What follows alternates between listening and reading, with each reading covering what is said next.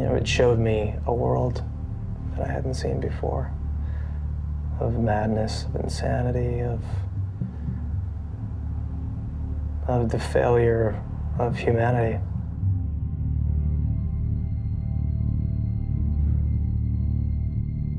It's kind of like this strange, tense energy that comes over you, and somewhat of a sadness because you know what went on there. Did Mark Chapman change the world on December 8th, 1980? Yes.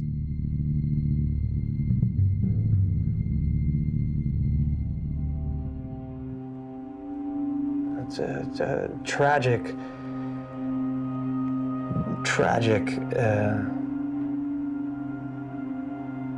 act of incredible violence, and we were very aware that by making this film, it would upset some people, and we talked about it a lot, we debated it a lot, and it wasn't something that we all casually dove into thinking, hey, wouldn't this be cool to explore this strange guy? It wasn't about that at all for us ever.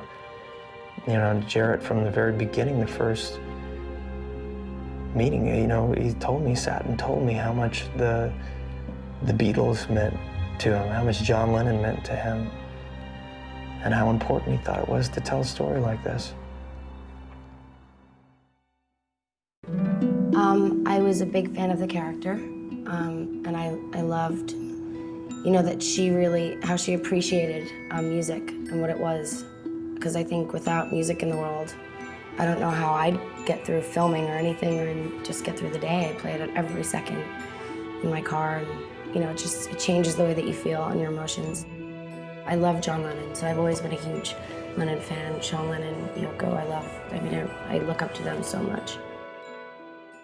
I knew as soon as I read the script that there was going to be a tremendous physical commitment that was required, that this was an opportunity for a transformative experience. This is a guy who has this experience with a prostitute, and then 5 minutes later calls his wife and tells her that he will always love her.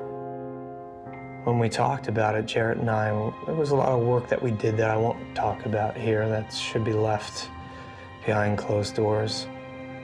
I made different graphs and different subsections for different parts of the script, depending on who Mark was at different times. And Jarrett and I talked about who Mark was at different times, the ability to become different people.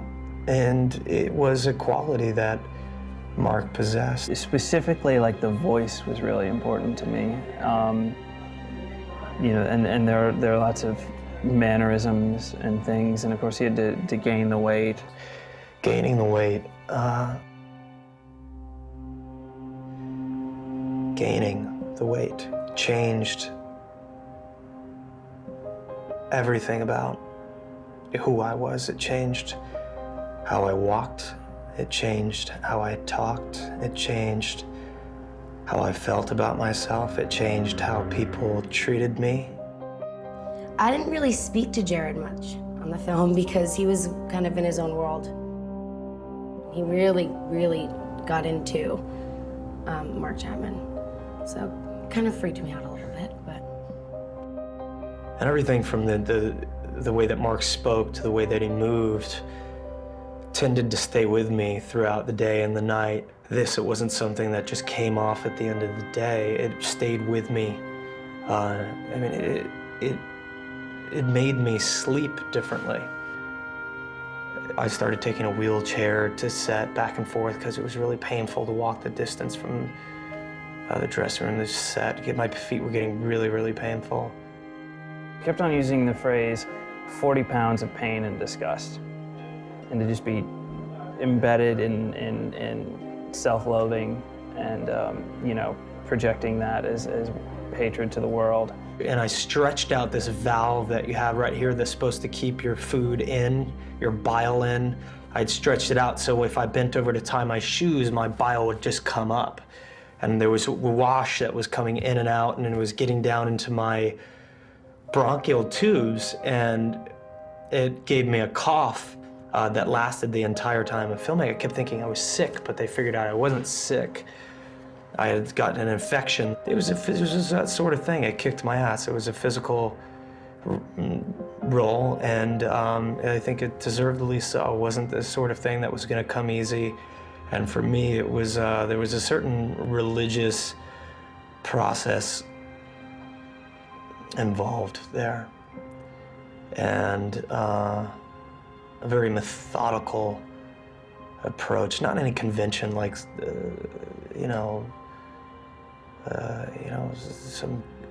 method actor or something.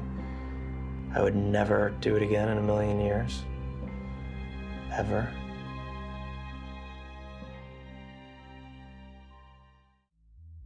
I identify with every character that I write, hopefully. I think that's a good exercise, to try and find yourself in people that you either don't understand or hate or despise, or whatever the word you want to use is.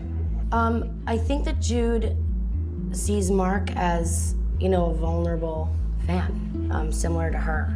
It's weird to say she's not as complex as Mark, but Jude is not as polluted and as conflicted as Mark. Jude, knows who and what she is, and is this free spirit that's open to the world, and so. And paparazzi was intense. It was a lot. But it worked because that's what was going on at the time. It felt like you were actually in it, which is good, for the energy of me playing Jude.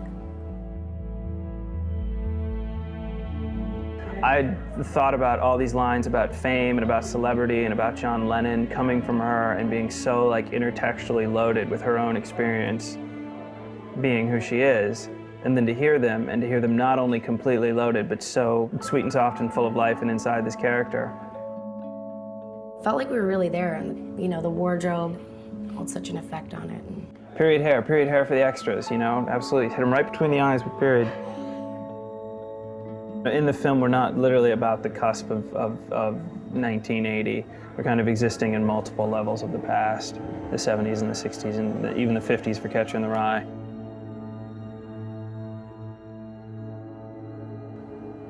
The Catcher in the Rye is a very important character in the film.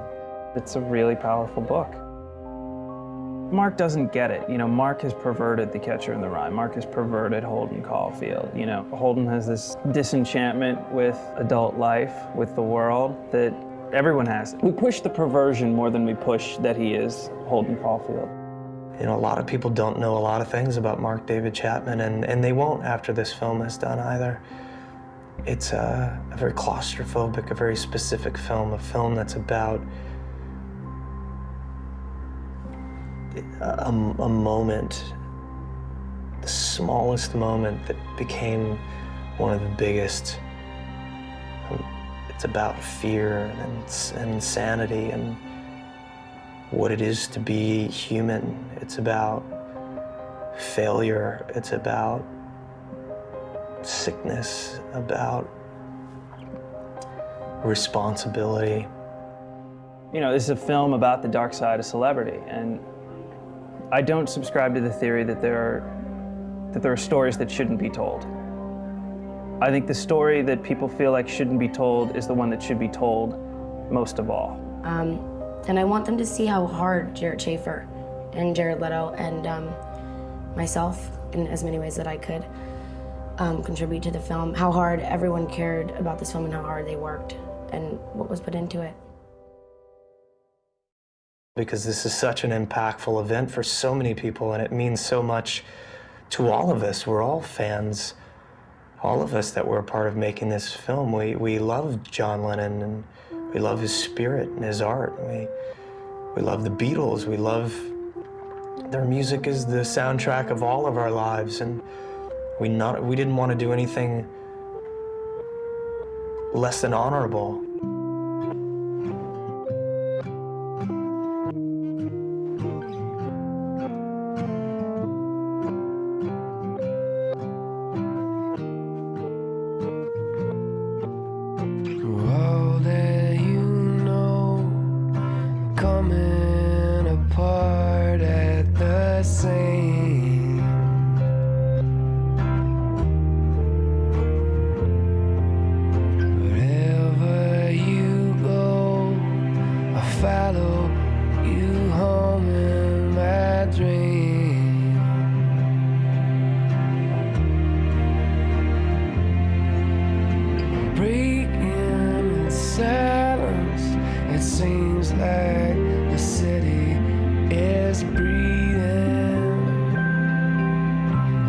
memory.